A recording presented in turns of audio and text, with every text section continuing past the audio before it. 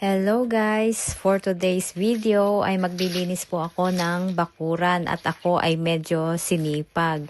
So ayan po, ang mga winawalis ko na yan ay bunga ng olives na nalaglag. So ang pinakamaganda pong ginagawa ko dyan ay nilalagay ko lang sa ilalim ng puno. Hindi ko siya dinadakot dahil sobrang masipag po talaga ako. Ayan. Ako po talaga ay sobrang natutuwa ngayong araw na ito at sinaniban ako ng kasipagan. So pag ako po ay sinaniban ng kasipagan, talagang nalilinis ko ang aming bakuran. Ayan, dyan lang po yan nilalagay sa ilalim ng puno.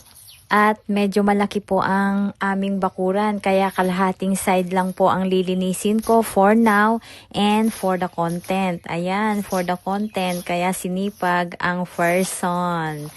Ayan.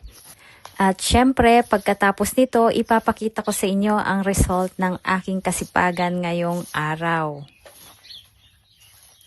At yun na nga po, hindi ko po talaga yan dinadakot. Nilalagay ko lang po talaga siya sa ilalim ng puno. Kasi sabi po nila, fertilizer din po yan. Kaya dyan lang po siya at bawas na rin po sa trabaho. Hindi na ako magdadakot at maglalagay sa basurahan.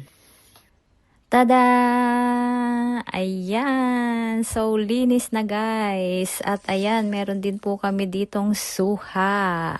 Konti na lang ang bunga.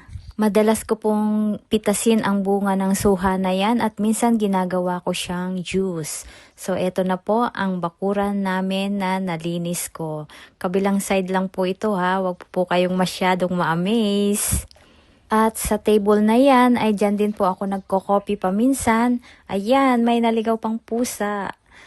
At ayan po, meron din pong swing dyan. Nagko-coffee din po ako dyan paminsan. Pero sandali lang po, hindi ako pwedeng magtagal at hindi ko pwedeng iwanan ng matagal ang aking alaga. Ayan, super linis na po talaga ng aming bakuran. I'm so happy.